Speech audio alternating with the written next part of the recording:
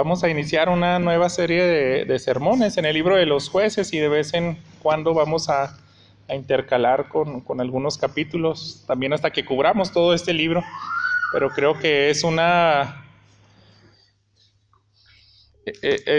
muy buena enseñanza para complementar las predicaciones de Colosenses que estamos teniendo ahorita.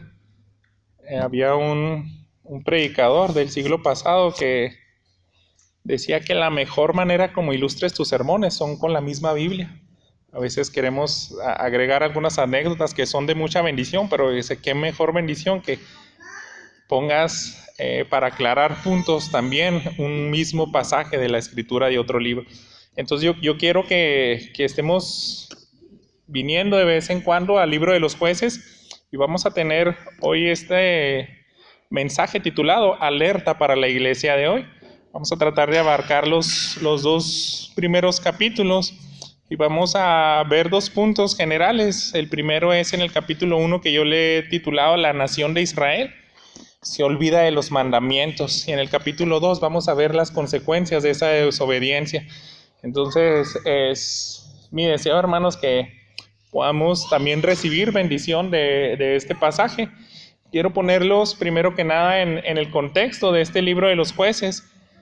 Nosotros nos damos una idea de que este libro fue escrito poco a inicios del reinado del rey David. Y debemos entender eso, que quería darles a conocer el autor de Jueces. Es una persona desconocida, la tradición judía se lo atribuye a Samuel, pero quien sea que haya escrito recopilado todas estas historias de los jueces, fue para darles un mensaje muy importante a la nación de Israel durante los inicios del reinado del rey David. Y nosotros podemos darnos cuenta de esa época. Fíjense en el capítulo 1, versículo 21, dice lo siguiente.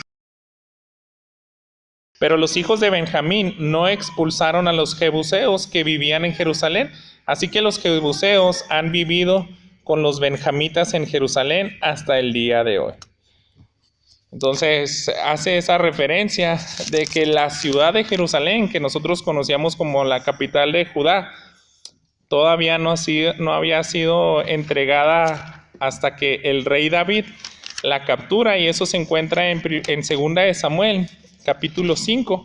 Déjenme leerles los versículos 6 y 7, que dice lo siguiente. Y el rey, está hablando del rey David, y sus hombres fueron a Jerusalén para atacar a los jebuseos, los habitantes de la tierra. Los jebuseos le dijeron a David: usted no entrará aquí, aun los ciegos y los cojos lo rechazarán.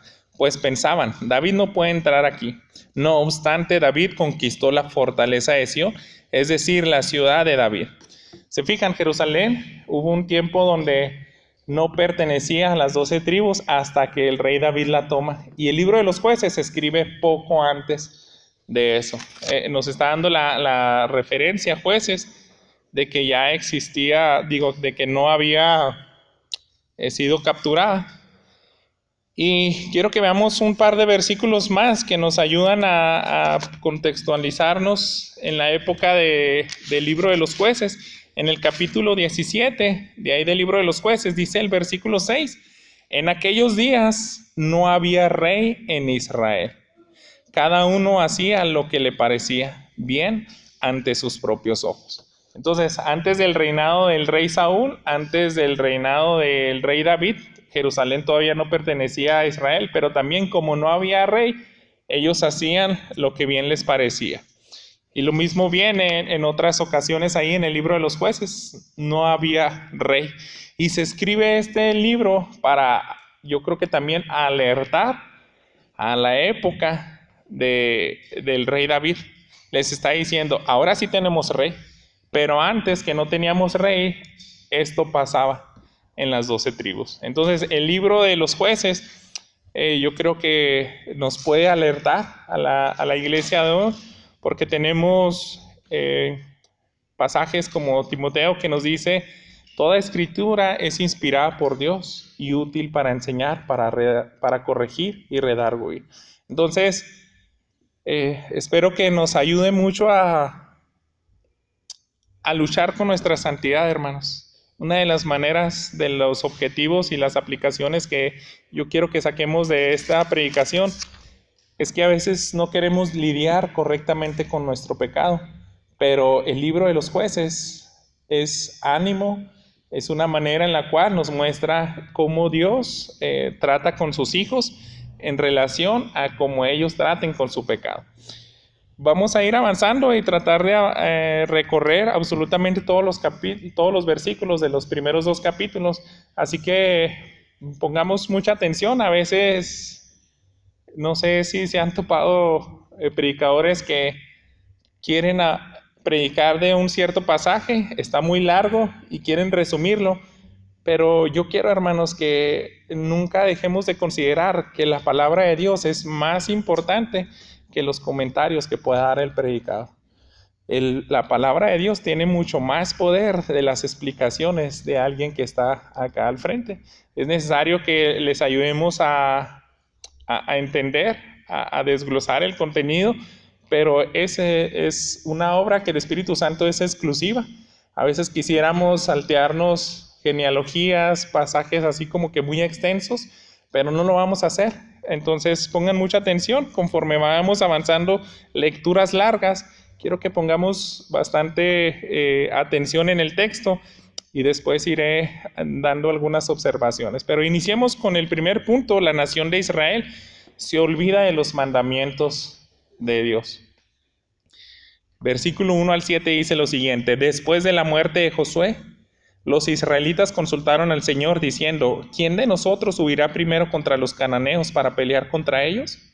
Y el Señor respondió: Judá subirá primero, ya le he entregado el país en sus manos. Entonces Judá dijo a su hermano Simeón: sube conmigo al territorio que me ha tocado para que peleemos contra los cananeos.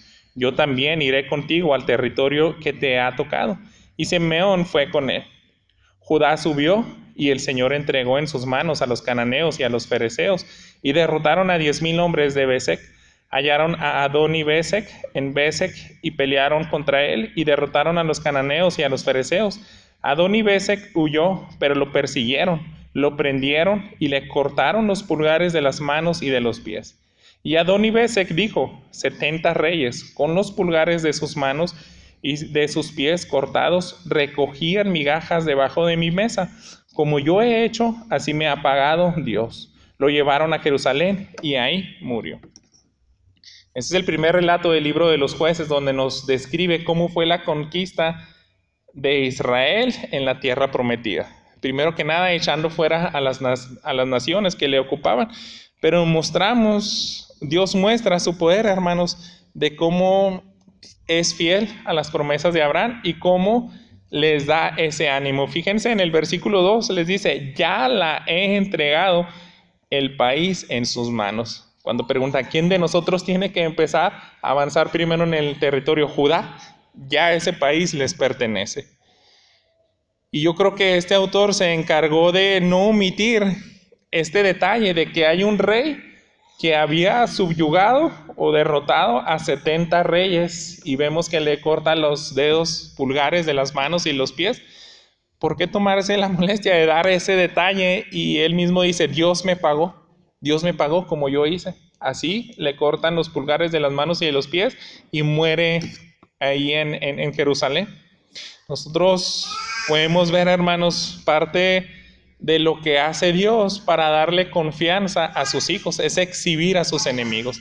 Si lo recuerdan, estábamos viendo no hace muchos domingos que es lo mismo que hizo Jesús, descrito en Colosenses 2:15, cuando dice que Él exhibió a sus enemigos, y estos enemigos pues son principados, son potestades, son todo aquello que se levanta contra Jesús, y los exhibe para que nosotros como iglesia sepamos de que ya no debemos de preocuparnos por lo que ellos puedan hacer en contra de nosotros, su iglesia. Dicen otra vez el versículo 15 de Colosenses capítulo 2, dice: habiendo despojado a los poderes y autoridades, hizo de ellos un espectáculo público, triunfando sobre ellos por medio de él. Entonces, fijan, esto son paralelos, son costumbres que tenían las naciones de antes. Si eres Israel y estás tomando la tierra prometida, y una generación antes de ti, 40 años antes de ti, tus antepasados no quisieron tomar la tierra prometida porque decían, hay gigantes, nosotros parecemos las langostas al lado de ellos. Pero ahora ellos se levantaban en ánimo y decían, miren, ese rey que había destruido a 70 reinos, Dios nos lo entregó. Tal vez parecía un rey invencible, un rey que decía, hay 70 ejércitos que han querido luchar contra mí, pero no han servido para nada. Yo los he destruido todos. A ese rey, tal vez el más poderoso de toda esa región, es el que les entrega a Dios. Y lo avergüenzan, le humillan, así como él había hecho a los 70 reyes. Entonces, el libro de los jueces empieza como que con muy buena espina de que van a ir de gloria a gloria, de triunfo en triunfo, porque les está manifestando ese poder visible a todas las 12 tribus. Sin embargo, fíjense cómo continúa la narrativa en el versículo 8, volviendo a Jueces 1. Entonces los hijos de Judá pelearon contra Jerusalén y la tomaron y pasaron a filo de espada a sus habitantes y prendieron fuego a la ciudad. Después los hijos de Judá descendieron a pelear contra los cananeos que vivían en la región montañosa en el Negev y en las tierras bajas, y Judá marchó contra los cananeos que habitaban en Hebrón. El nombre de Hebrón antes era Kiriat Arba, e hirieron a Sesai, a Aimán y a Talmai. Desde ahí Judá fue contra los habitantes de Debir. El nombre de Debir antes era Kiriat Sefer. Entonces Caleb dijo, al que ataque a Kiriat Sefer y la tome, yo le daré a mi hija Axa por mujer. Y Otoniel, hijo de Kenaz, hermano menor de Caleb, tomó la ciudad, y Caleb le dio a su hija Axa por mujer. Y cuando ella llegó, Otoniel la persuadió a que pidiera un campo a su padre. Ella entonces se bajó del asno, y Caleb le dijo, ¿qué quieres? Dame una bendición, le dijo ella. Ya que me has dado la tierra del Negev, dame también fuentes de agua. Y Caleb le dio las fuentes de arriba y las fuentes de abajo. Los descendientes del Kenita, suegro de Moisés, subieron de la ciudad de las palmeras con los hijos de Judá al desierto de Judá, que está al sur de Arad, y fueron y habitaron con el pueblo. Entonces Judá fue con Simeón su hermano, y derrotaron a los cananeos que vivían en Sefat, y la destruyeron por completo. Por eso pusieron por nombre a la ciudad Orma. Y Judá tomó a Gaza con su territorio, a Ascalón con su territorio, y a Acrón con su territorio. Entonces, fíjense, hermanos, siguen avanzando, siguen tomando poco a poco la tierra, y vemos el favor de Dios sobre ellos. Y los primeros generaciones, aquí yo creo muy probablemente todavía estaba vivo Josué, aunque está describiendo el versículo 1 que muere Josué. Yo creo que todo el primer capítulo está hablando de ese interparte que entrega Josué de la tierra, y muere, y también siguen conquistando. Pero vemos puras cosas positivas. Caleb es aquella persona, el único que no dudó, junto con Josué, de que Dios les podía entregar la tierra. Y se cumplen esas promesas. Él recibe el territorio que se le había prometido. Dan detalles de que hasta su hija le puede dar así como que un capricho, te doy fuentes, te doy un campo hermoso seguramente, a ti y al primer juez que se describe, que es Otoniel, uno de los primeros valientes que Dios levanta aquí en el libro de los jueces. Entonces, si están tomando bien el territorio por algún tiempo, pero pongamos mucha atención, hermanos, porque inicia un declive. De eso trata el libro de los jueces. Siempre es un círculo donde hay confianza en Dios, se manifiesta su gracia, su poder, pero de pronto hay un declive en su dependencia de Dios, en su obediencia, y eso les trae muchas malas consecuencias. Yo creo que aquí empieza a plantear esto. Continúa en el versículo 19. El autor de Jueces dice lo siguiente: el Señor estaba con Judá, que tomó posesión de la región montañosa, pero Judá no pudo expulsar a los habitantes del valle, porque estos tenían carros de hierro. Entonces dieron Hebrón a Caleb, como Moisés había prometido, y él expulsó de ahí a los 3 hijos de Anac. Pero los hijos de Benjamín no expulsaron a los jebuseos que vivían en Jerusalén. Así que los jebuseos han vivido con los benjamitas en Jerusalén hasta el día de hoy. Entonces, se fijan, yo creo que tomaron parcialmente las ciudades, pero ya empieza a haber descripción como que dejan las cosas a medias. Empiezan a obedecer a la mitad. Dios les había dicho desde que Josué, al final en su entrega, quiero que vayamos a Josué capítulo 24, retrocedamos una hoja, en los versículos 11 al 13, fíjense las palabras que él les dio antes de morir. Desde el 11, ustedes pasaron el Jordán y llegaron a Jericó. Los habitantes de Jericó pelearon contra ustedes, y también los amorreos, los fereceos, los cananeos, los hititas, los gergeseos, los heveos y los jebuseos, pero yo los entregué en sus manos. Entonces envié delante de ustedes avispas que expulsaran a los 2 reyes de los amorreos de delante de ustedes, pero no fue por su espada ni por su arco. Y les di a ustedes una tierra en que no habían trabajado y ciudades que no habían edificado, y habitan en ellas de viñas y olivares que no plantaron, de ahí comen ustedes. Entonces dice, Dios les entrega bajo mi mando de manera milagrosa, donde ni siquiera tuvieron que pelear. En algunas ocasiones Él manda, no sé, ahí dice, yo creo literalmente avispas, y eso es sorprendente, hermanos, como mostrarle a su nación de Israel que el favor de Dios está sobre ellos. Y en el versículo 14 vemos en ese contraste lo que les advierte Josué. Ahora pues, teman al Señor, sírvanle con integridad y con fidelidad, quiten los dioses que sus padres sirvieron al otro lado del río y en Egipto, y sirvan al Señor. Y si no les pareciere bien servir al Señor, escojan hoy a quién han de servir, si a los dioses que sirvieron sus padres que estaban al otro lado del río, o a los dioses de los amorreos en cuya tierra habitan. Pero yo y mi casa serviremos al Señor. Entonces Josué fue bien tajante. Tienen que destruir todo aquello, porque si no van a empezar a servir a sus dioses. Dios es radical, me van a servir únicamente a mí. Y la orden fue que expulsaran, que destruyeran a las naciones. Pero en estos versículos que acabamos de leer, del 19 al 21, pues vemos esa desobediencia. En el versículo 21 leímos que dice que los jebuseos han vivido con los benjamitas en Jerusalén hasta el día de hoy. ¿Se fijan? Si dice hasta el día de hoy, es que esos jebuseos, los que habitaban en Jerusalén, todavía no eran expulsados por el rey David cuando toma. Por eso tenemos esa referencia, ¿no? Más o menos, hermanos, algunos calculan 200 o 300 años. Yo apuesto más por unos 300 años que ellos vivieron en esa desobediencia, haciendo las cosas a medias. Entonces, tienen dificultades para expulsar, entonces es un reflejo de pereza y falta de fe. Pereza, yo creo de que dicen, pues no pasa nada, vamos a esperar unos días más. Y yo creo que también falta de fe, porque ya Dios les había dicho claramente, la tierra se los entrego. Y ahorita más adelante yo creo que podemos aclarar un poquito mejor este punto, pero déjenme avanzar en el versículo 22. Continuamos con la historia.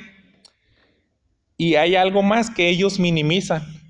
Aparte de que obedecen a media, fíjense lo que ellos minimizan. Un gran peligro que se describe en el versículo 22 al 26. De igual manera, la casa de José, ahora menciona una de las tribus. Hasta este momento, hermanos, el libro de Jueces ha mencionado a Simeón en el versículo 3, a Judá en el 19, a Benjamín en el 21, a José en el 22, y así va continuando con cada una de las tribus, como cada uno de ellos desobedeció. Ahora es el turno de José. Dice, subió contra Betel, y el Señor estaba con ellos, y la casa de José envió espías a Betel. El nombre de la ciudad antes era Luz, y los espías vieron a un hombre que salía de la casa y le dijeron: te rogamos que nos muestres la entrada de la ciudad y te trataremos con misericordia. Él les mostró la entrada de la ciudad e hirieron la ciudad a filo de espada, pero dejaron ir al hombre y a toda su familia. Y el hombre fue a la tierra de los hititas y edificó una ciudad a la que llamó Luz, y este es su nombre hasta el día de hoy. Un solo hombre, hermanos, edifica una ciudad, y las ciudades de ese entonces pues eran fortificadas, eran pues para resistir embates de enemigos, y eso el autor de Jueces está diciendo: una sola persona que le permite en la vida que les tratan de dar cierto favor, les va a causar muchos problemas. A veces algo que nosotros creemos que es mínimo, que no nos va a traer consecuencias en el futuro, hablando de lidiar con el pecado, hablando de obedecer los mandatos de Dios, podemos ser exactamente igual al pueblo de Israel. Decir: no pasa nada, vamos a darle chances a esto, no hay que ser así tan, otra vez, obedeciendo a medias. Pero no es por nada que el autor de Jueces quiere llevarnos a algo, hermanos. Les está diciendo, eso trae consecuencia. Un solo hombre pudo edificar una ciudad, y más adelante vamos a ver todo el problema que eso les causó. Vamos a escuchar nuevamente el énfasis de cada tribu, que continúa en los siguientes versículos del 27 hasta el 36. Pongamos mucha atención, porque aquí se nos van a mencionar 6 o 7 tribus. Dice: pero Manasés no tomó posesión de Bet-Seán y sus aldeas, ni de Tanac y sus aldeas, ni de los habitantes de Dor y sus aldeas, ni de los habitantes de Ibleam y sus aldeas, ni de los habitantes de Megiddo y sus aldeas, porque los cananeos persistieron en habitar en aquella tierra. Pero cuando Israel se hizo fuerte, sometieron a los cananeos a trabajos forzados, aunque no los expulsaron totalmente. Se fijan, hermanos, una tribu más donde hace las cosas a media. Y yo creo que a veces no era tan fácil expulsar a los enemigos. Si nosotros vemos en el versículo 19, ese que acabamos de pasar, dice: Judá no pudo expulsar a los habitantes del valle porque estos tenían carros de hierro. Llegó un punto donde se toparon con una situación bien difícil, pero de todas formas no era imposible, hermanos. ¿Por qué? Yo creo que era solamente cuestión de tiempo. Si en el versículo 28 nos está diciendo: cuando Israel se hizo fuerte, ahora eran fuertes, eran capaces para así destruir a quien tenían que destruir. Sin embargo, ellos no lo hicieron. ¿Qué es lo que hacen? Los sometieron a trabajos forzados. Y eso mismo se ve más adelante, ese mismo patrón. Ahora nos dice en el versículo 29, tampoco Efraín, otra tribu, expulsó a los cananeos que habitaban en Geser, y los cananeos habitaron en medio de ellos en Geser. 30. Zabulón, una tribu más, no expulsó a los habitantes de Quitrón ni a los habitantes de Nala, de manera que los cananeos habitaron en medio de ellos, aunque fueron sometidos a trabajos forzados. 31. Una tribu más, Aser, no expulsó a los habitantes de Aco, ni a los habitantes de Sidón, ni de Afec, ni de Rehob. Así que los de Aser habitaron entre los cananeos, los habitantes de aquella tierra, porque no los pudieron expulsar. Y continúa, hermanos, Neftalí. No nos vamos a saltear nada de esto, porque el autor quiso dejar bien en claro, uno por uno, cada tribu no hizo su trabajo. Neftalí no expulsó a los habitantes de Bet-Semes ni a los habitantes de Bet-Anat, sino que habitó entre los cananeos, los habitantes de aquella tierra. Pero los habitantes de Bet-Semes y de Bet-Anat fueron sometidos a trabajos forzados. Entonces los amorreos forzaron a los hijos de Dan, esa es otra tribu, hacia la región montañosa, y no los dejaron descender al valle. Y los amorreos persistieron en habitar en el monte Eres, en Ajalón y en Saalbim. Pero cuando el poder de los de la casa de José se fortaleció, los amorreos fueron sometidos a trabajos forzados. La frontera de los amorreos iba desde la subida de Acrabim, desde Sela hacia arriba.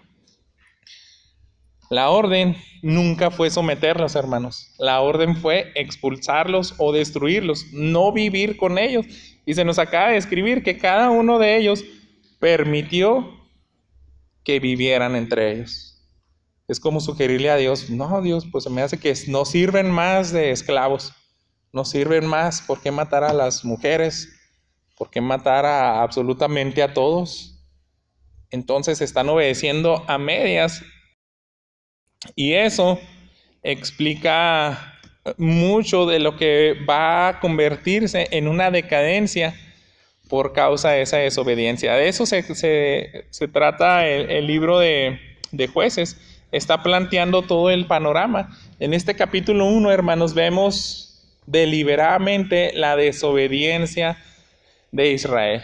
Ellos obedecen a medias, ellos minimizan que un solo hombre puede causarles estragos. Si le perdonan la vida a un hombre y él hace una ciudad, ¿qué no pudieran hacer todas aquellas aldeas que les perdonaron la vida? Y bien, vamos a ver en el capítulo 2 consecuencias de esa desobediencia. Fíjense en el versículo 1 al 5.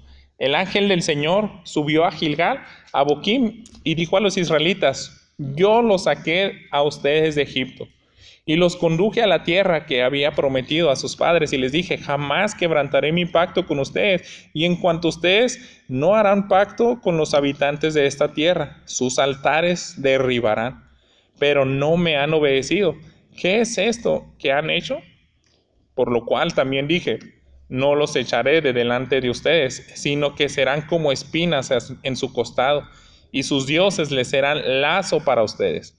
Cuando el ángel del Señor habló estas cosas, estas palabras a todos los israelitas, el pueblo alzó su voz y lloró, y llamaron a aquel lugar Boquim, y ahí ofrecieron sacrificio a Dios.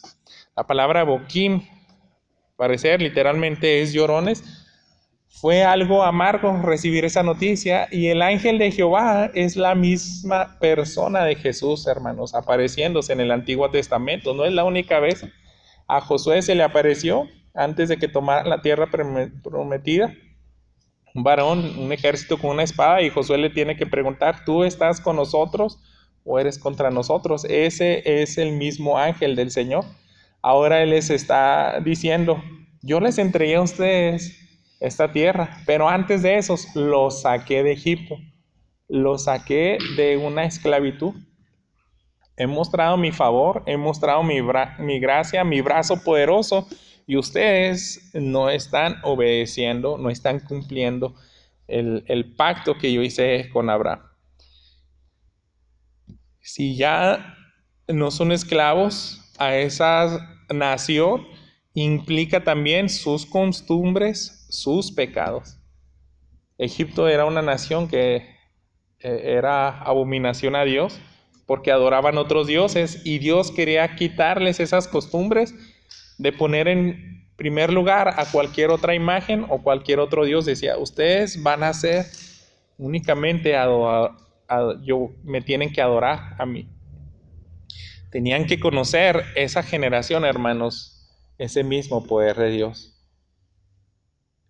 Y Él tiene que tomar algunas medidas, porque sabemos que es otra generación que estas palabras que se les dijeron en Éxodo capítulo 34, para ellos tal vez ya no eran de mucho significado, pero ahora lo tenían que conocer.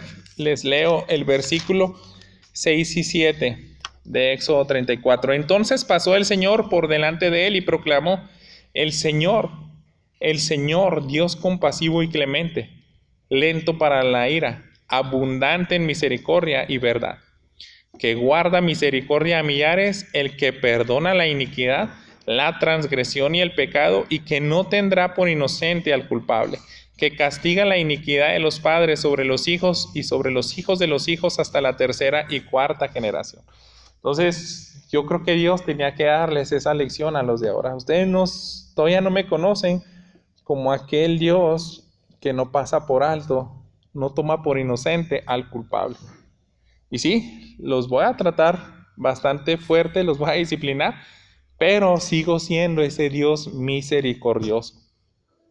Y tienen que también conocerme de esa manera. Su justicia, tienen que conocer que yo no paso por alto el pecado que han hecho, pero también estoy dispuesto a seguir mostrando mi misericordia. Dios disciplina recordando el por qué los hace. Y Él inicia así en el capítulo 2 de Jueces. Les está diciendo, ¿saben qué? Yo los voy a castigar, pero no lo hago nada más porque sí. Les di mucha gracia, mucha bondad, mucha misericordia, y ustedes son unos malagradecidos. Entonces, ahora ustedes se han buscado que les empiece a hacer como espinas en su costado todos esos dioses que les van a hacer como lazo para ustedes. Ustedes dejaron vivir a todos esos habitantes, entonces van a aprender también que yo soy un Dios que no pasa por alto el pecado. En el versículo 6, aquí en el capítulo 2 de Jueces, continúo. Después que Josué despidió al pueblo, los israelitas fueron cada uno a su heredad para tomar posesión de la tierra. El pueblo sirvió al Señor todos los días de Josué y todos los días de los ancianos que sobrevivieron a Josué, los cuales habían sido testigos de la gran obra que el Señor había hecho por Israel. Josué, hijo de Nun, siervo del Señor, murió a la edad de 110 años y lo sepultaron en el territorio de su heredad, en Timnat Sera, en la región montañosa de Efraín, al norte del monte de Gaz.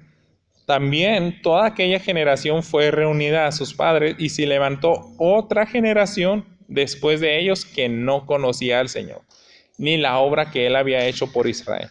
Entonces los israelitas hicieron lo malo ante los ojos del Señor y sirvieron a los Baales, abandonaron al Señor, el Dios de sus padres, que los había sacado de la tierra de Egipto, y siguieron a otros dioses de entre los dioses de los pueblos que estaban a su alrededor. Se postraron ante ellos y provocaron a ira al Señor. Dejaron al Señor y sirvieron a Baal y a Astarot. La ira del Señor se encendió contra Israel y los entregó en manos de los salteadores que los saquearon. También los vendió en manos de sus enemigos de alrededor y ya no pudieron hacer frente a sus enemigos.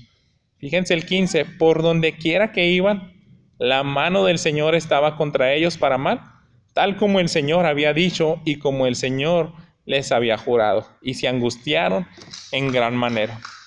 Y vemos aquí, hermanos, cómo Dios cumple esa palabra. Él les había advertido, voy a disciplinarlos, y aquí nos describe cómo fue. De manera resumida les está diciendo, salteadores los iban a empobrecer, y a tal grado que iban a sentir angustia esta nueva generación. Tenían que conocer a Dios de manera plena, no solamente su gracia y su bondad, sino también que Él toma muy en serio la desobediencia. Dios, por medio de jueces, volvería a mostrarles su poder y su misericordia. Él seguía siendo el mismo Dios, decía, los voy a disciplinar, pero mi gracia y mi misericordia y mi paciencia, que no es como la de ustedes, mi paciencia que sí se extiende, porque les había descrito así en Éxodo 34, soy grande en misericordia. Lo voy a seguir mostrando, pero a través de jueces. Cuando ustedes clamen en su agonía, en su humillación, les voy a mandar a jueces que era una especie de caudillo, libertador, tal vez a alguien también en cierto sentido político, no exactamente como un rey, sino personas que vivían en regiones de las tribus de Israel. Ellos vivían de manera solapada, se puede usar esa palabra, donde a veces se nos describe la vida de Sansón y pensamos que hasta que muere se levanta otro juez, tal vez Jefté, pero no, a veces los jueces vivían de manera contemporánea unos con otros y en distintas áreas de todo el país. Y Dios sigue mostrando esa misericordia, es lo que vamos a ver en los siguientes capítulos, Dios mediante. Aquí solamente se nos está dando ese resumen. Dios mandaría jueces para hacerlos volver a ver el poder de Dios y a sus enemigos verlos así derrotados. Aquí en el versículo 15 les está diciendo, como el Señor les había jurado, voy a hacer para mal, pero también les voy a mostrar mi misericordia. Quiero que continuemos en el versículo 16. Entonces el Señor levantó jueces que los libraron de la mano de los que los saqueaban. Sin embargo, no escucharon a sus jueces porque se prostituyeron siguiendo a otros dioses y se postraron ante ellos. Se apartaron pronto del camino en que sus padres habían andado en obediencia a los mandamientos del Señor. No hicieron como sus padres.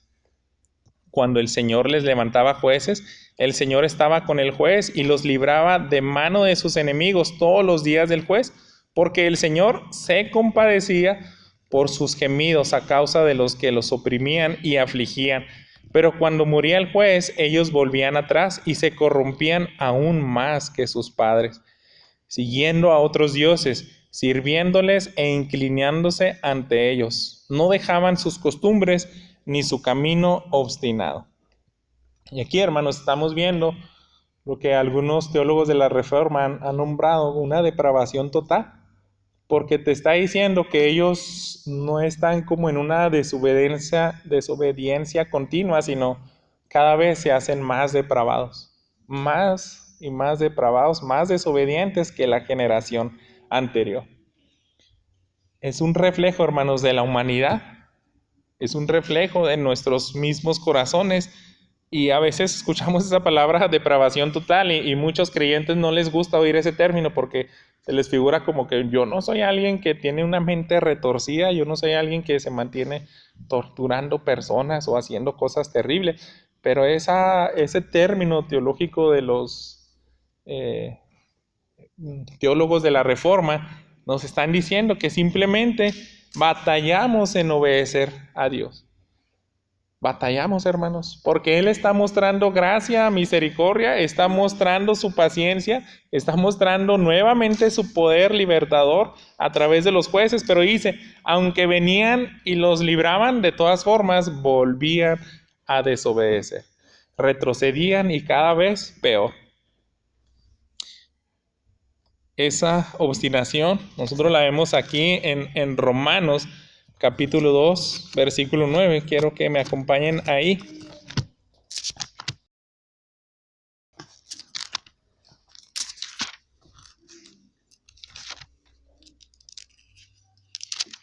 Romanos 2:9 dice lo siguiente: habrá tribulación y angustia para toda alma humana que hace lo malo, al judío primeramente y también del griego.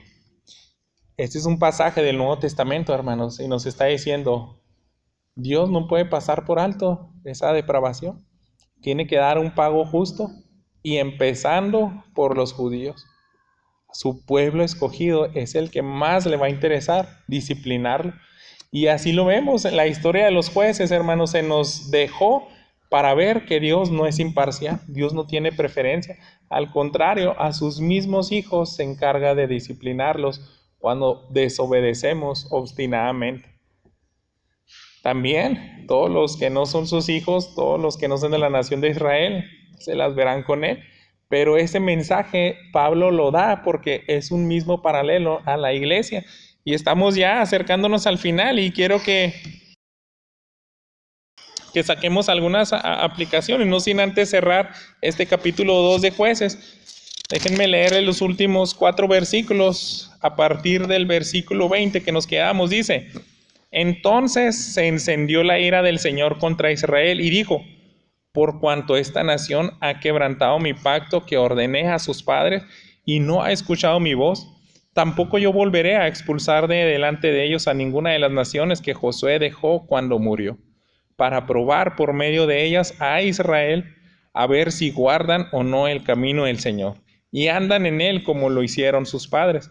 Así pues, el Señor permitió que aquellas naciones se quedaran ahí, sin expulsarlas enseguida, ni las entregó en manos de Josué. Y aquí cumple Dios esa palabra.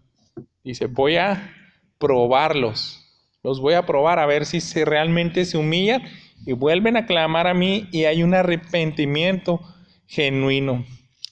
yo tengo que hacer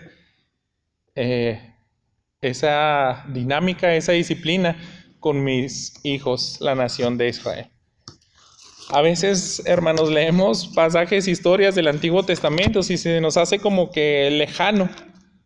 ¿Cómo podemos aplicar todo eso? ¿O por qué el Espíritu Santo inspiró y forma parte del canon de la iglesia estos libros como jueces?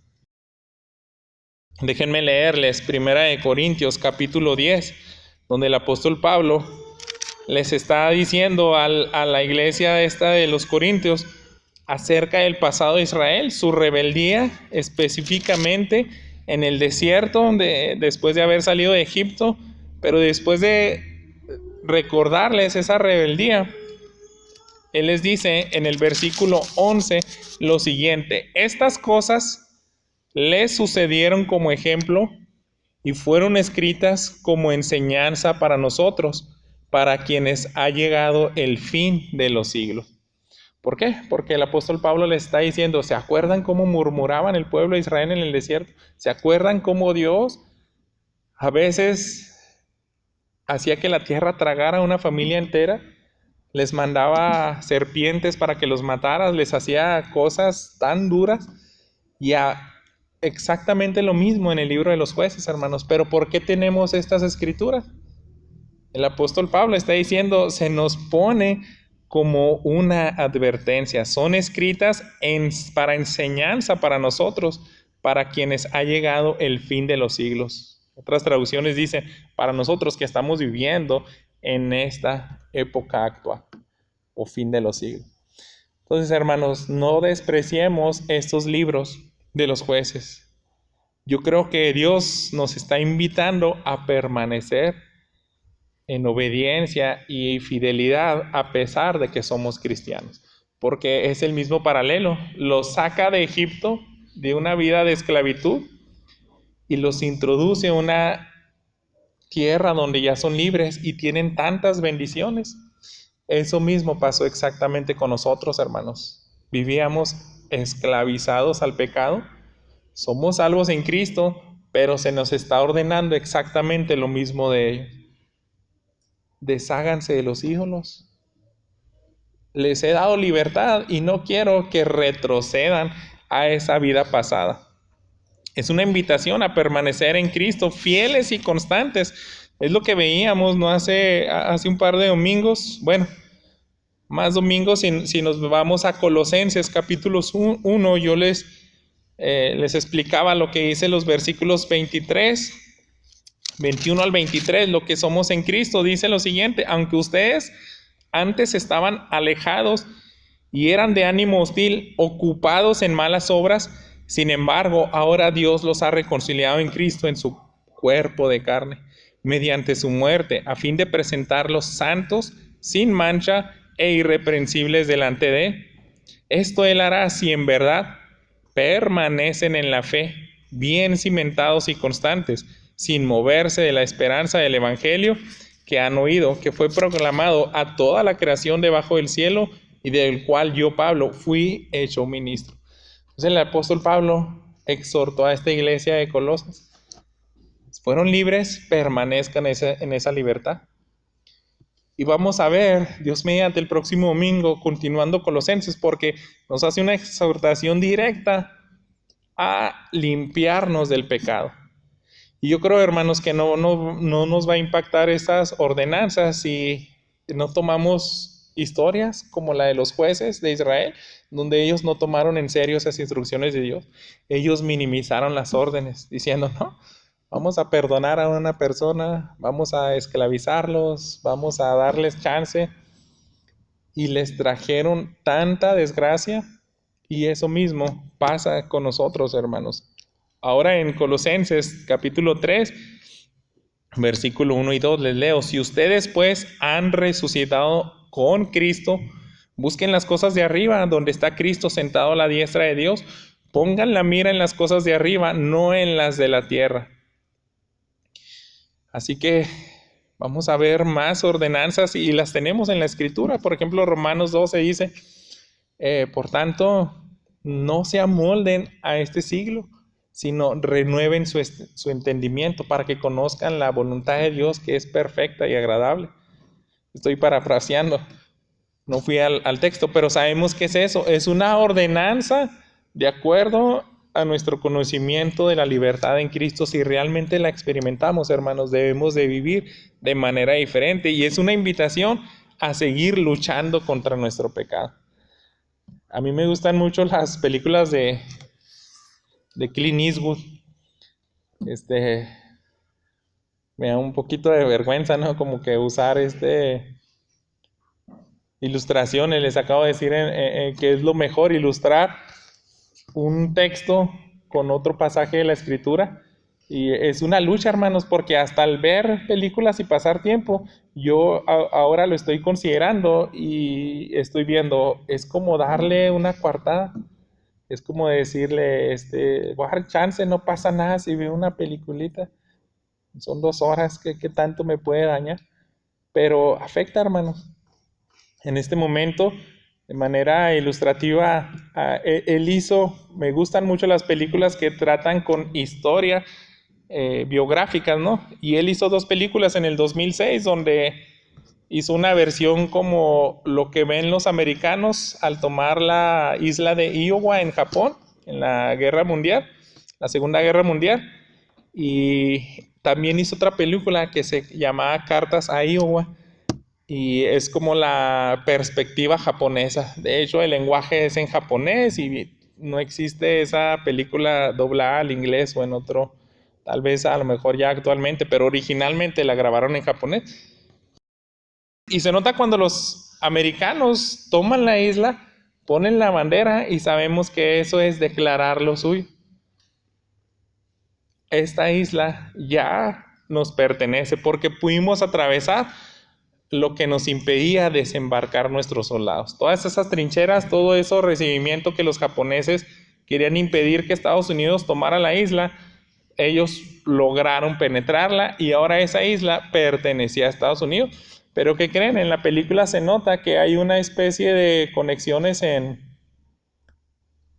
cuevas, hay túneles en toda esa isla y está bien organizado los japoneses y ellos siguen dando mucha batalla a los americanos. Cuando entran tienen trampas ahí, tienen muchas cosas que todavía les hace trabajo apoderarse de esa isla. Ya les pertenece, ya fue declarada a los americanos, pero tienen que todavía expulsar por completo a ese enemigo. Y es lo mismo que hizo la nación de Israel. Se les entregó la tierra prometida, pero tienen que expulsar por completo a todas las demás naciones paganas.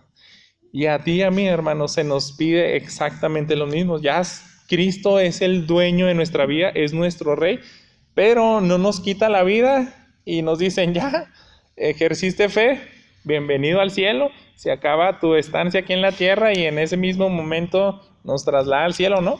Nos permite que vivamos aquí todavía más, hermano. Y Dios tiene propósitos, los mismos que tuvo con la nación de Israel. Decía, yo los voy a probar si realmente me aman, si realmente se humillan. Y su corazón apunta a ponerme a mí en primer lugar. Entonces es un llamado a lidiar contra nuestro pecado, destruyendo todos los ídolos del pasado, hermanos.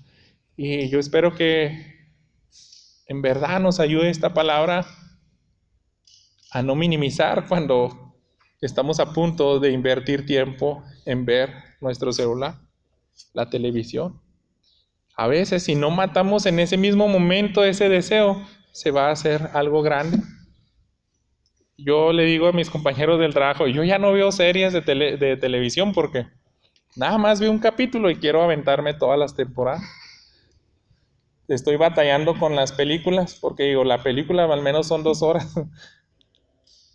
Pero una serie, yo digo, si me resisto solamente a ver el capítulo que es muy atrayente, el primer capítulo, eso me va a hacer perder muchas horas, 20, 30, 40 horas, dependiendo de las temporadas que tenga esa serie. Y es lo mismo, hermanos. A veces tenemos música y decimos, no la voy a borrar. Pero si no es música que no glorifica a Dios, tal vez es como darle esa minimizar como hicieron los de José, que decían vamos a perdonar a ese, es un solo hombre, ¿qué tanto va a pasar? Pero eso en días futuros les causó muchos estragos. A veces también simplemente ver una imagen que incita a nuestra lujuria, si no matamos en ese momento el pecado, hermanos, nos va a traer tal vez a más horas y más horas de pornografía y trasladémonos a muchas otras cosas, a chismes, a malos hábitos, a cosas que deshonran a Dios. Se nos está llamando ahora la segunda parte de Colosenses, que Dios mediante veremos la otra semana.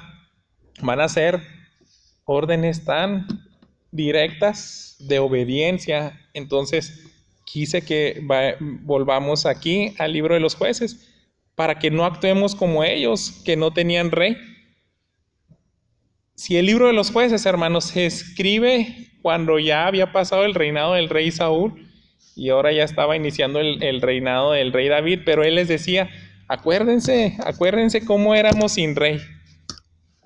Déjenme regresarle una de esas citas de referencia, donde al final del libro de los jueces se encuentra, yo creo, de las historias más terribles, más depravadas, como si mismo Sodoma y Gomorra vivieran ahí entre ellos, y ellos hicieron, muchos creemos que hasta algo peor que ellos.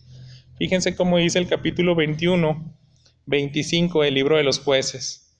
En esos días no había rey en Israel. Cada uno hacía lo que le parecía bien ante sus propios ojos. Pero nosotros, hermanos, si realmente Cristo es tu rey, tienes que vivir de una manera distinta. En aquel tiempo, cuando no teníamos un rey que nos gobernara nuestro corazón, hacíamos exactamente lo mismo que ellos, ir de mar en peor, ir desobedeciendo, minimizando el pecado y sus consecuencias. Pero ahora, hermanos, es ese llamado y a ver a Cristo, voltear a ver a Él y decirle, yo no quiero pasar un ciclo como los jueces. Se nos dejó esta escritura para que aprendamos de ellos, hermanos, y dependamos completamente de Cristo, lidiemos de manera más fuerte contra nuestro pecado. Así que déjenme hacer una oración. Padre nuestro, gracias por tu palabra, gracias por este hermoso libro de los jueces en el cual nos recuerdas que eres un Dios tan paciente, tan misericordioso, pero también que no pasa por alto el pecado.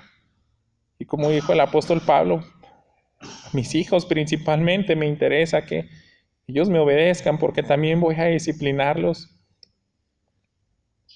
Y ahora, Señor, nosotros ni éramos judíos, Padre, no éramos tu pueblo escogido. Tuviste tanta gracia y misericordia al injertarnos, al adoptarnos, Padre, al hacernos parte de esta herencia que tenemos en Cristo, que Él es lo más valioso que podemos poseer. Y queremos, Señor, honrarte. Queremos venir siempre a tu palabra y que tú nos des las fuerzas que necesitamos para luchar contra nuestro pecado, Señor. Queremos honrarte y ser fieles súbditos como tú lo mereces, Padre. Que la honra y la gloria sea únicamente para ti. Este mensaje estar atesorado en el corazón de mis hermanos, que yo sé que así lo va a hacer, Padre, porque tu palabra nunca vuelve vacía y tu Espíritu Santo se encarga de redarguirnos, de traerla en nosotros en el momento indicado y de darnos ánimo, Señor, y fuerzas para luchar contra el pecado. Ayúdanos como los primeros israelitas, que ellos fueron fieles, que estaban tomando ciudad tras ciudad, y no permitas, Padre, que dejemos de perseverar en esa fe y dependencia en ti y en trabajar por nuestra santidad. Te lo pido en nombre de tu Hijo amado Jesús. Amén.